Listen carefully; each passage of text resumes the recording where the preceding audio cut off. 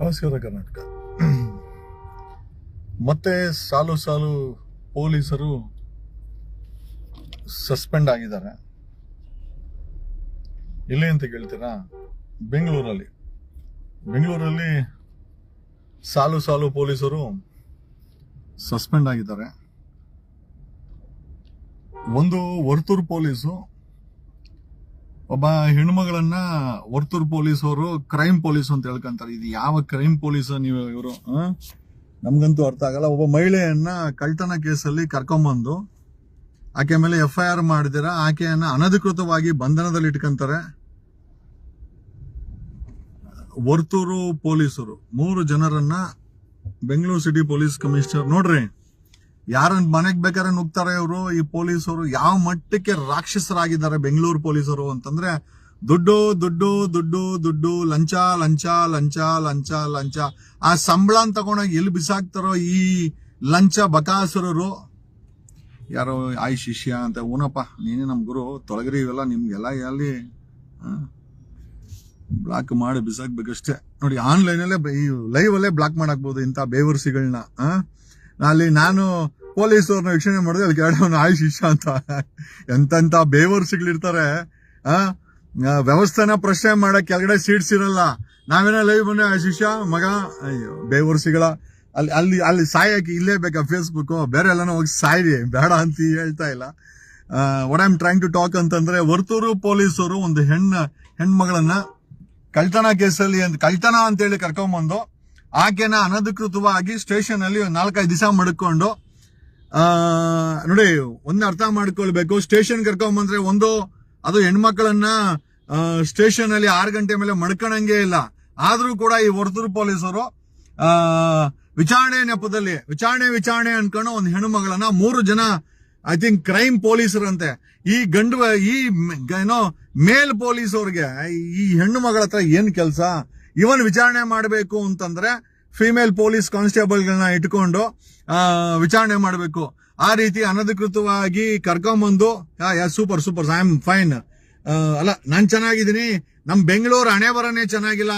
ಈ ಭ್ರಷ್ಟ ಪೊಲೀಸರು, ಈ ಲೂಟಿಕೋರ ಪೊಲೀಸ್ ಇಲಾಖೆ ಪ್ರತಿದಿನ ಸೀದಾ ಜಾಕೆ ಲೆಫ್ಟ್ ಪ್ರತಿದಿನ ಲಂಚ ಬಕಾಸುತನವನ್ನ ತೋರಿಸ್ತಾ ಇದ್ದಾರೆ. ಮೊದಲೇ ನೋಡಿದ್ರೆ ಸೂರ್ಯನಗರ ಇನ್ಸ್ಪೆಕ್ಟ್ರು 2 kg ಚಿನ್ನನ ಹೆಂಡತಿಗೆ ಒಡವೆ ಮಾಡ್ಕೊಡೋದ್ರಲ್ಲಿ ಸಿಕ್ಕಾಕೊಂಡು ಬರೀ suspend, no FIR no arrest. Chamarajpet Manja ವರ್ಷಾನ್ಗಟ್ಲೆಯಿಂದ ಗಾಂಜಾ ಡ್ರಗ್ಸ್ ದಂಧೆ ಮಾಡ್ತಾ ಇದ್ದ. 11 ಜನ ಪೊಲೀಸರು ಸಸ್ಪೆಂಡ್ ಆದ್ರು, no arrest no FIR no jail. ಈಗ ಆಮೇಲೆ ಇವನು ಅಲ್ಸೂರ್ಗೇಟವನು ಮತ್ತೆ ಕೋರಮಂಗಲದವನು ತಿಂಗಳಿಗೆ 1 ಕೋಟಿ. ಈಗ ಅದಾಗಿದ್ದ ತಕ್ಷಣ ಕೊಡಗೇಲಿ ಮುತ್ತುದು ರಿಯಲ್ ಎಸ್ಟೇಟ್ ಅವನ ಮೇಲೆ ಎನ್ಕ್ವೈರಿ ಮಾಡಿ ಹಂಗೆ ಮುಚ್ಚಾಕಿದ್ರು. ಆಮೇಲೆ ಹಂಗೆ ಬರ್ತಾ RR DJ ಹಳ್ಳಿ ಇನ್ಸ್ಪೆಕ್ಟರ್ ಸುನೀಲ ಲಾಡಿ ಬಿಚ್ಚಿ ತಗಲಾಕಂಡ ಸುನೀಲ. ಈಗ ಹೊಸದಾಗಿ ವರ್ತೂರು ಪೊಲೀಸವರು 3 ಜನ ಕ್ರೈಮ್ ಪೊಲೀಸವರು ಒಂದು ಹೆಣ್ಣು ಮಗಳನ್ನ ವಿಚಾರಣೆ ಹೆಸರಲ್ಲಿ ಕರ್ಕೊಂಬಂದು ಕಳ್ತನ ಮಾಡಿತ್ತು ಅಂತಂದ್ರೆ ಎಷ್ಟು ದಿನ ಬೇಕು ವಿಚಾರಣೆ ಮಾಡಕ್ಕೆ?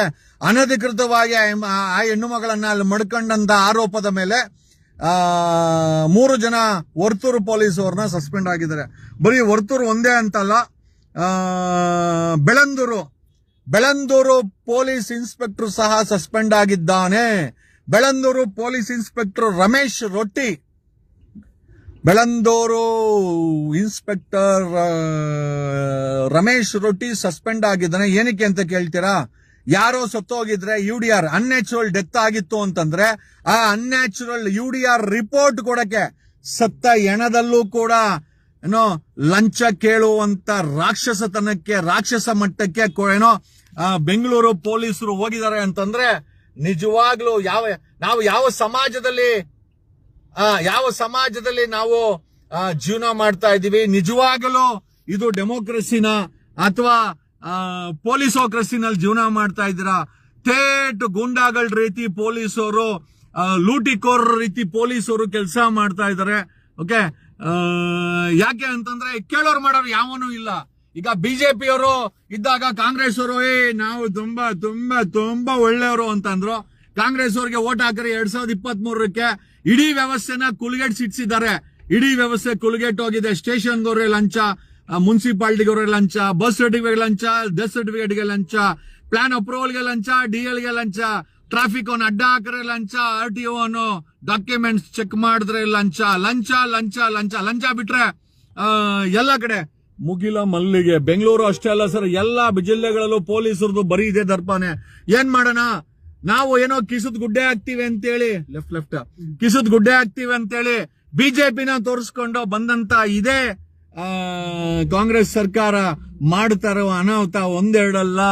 ಈ ಕಾಂಗ್ರೆಸ್ ಸರ್ಕಾರದಲ್ಲಿ ನೋಡಿ, ಆ ಉತ್ತರ ಕರ್ನಾಟಕದಲ್ಲಿ ಕಬ್ಬು ಬೆಳೆಯುವಂತ ರೈತರನ್ನ ಕರ್ಕೊಂಡ್ಬಂದು ಬೀದಿ ಕುಣಿಸಿದ್ದಾರೆ.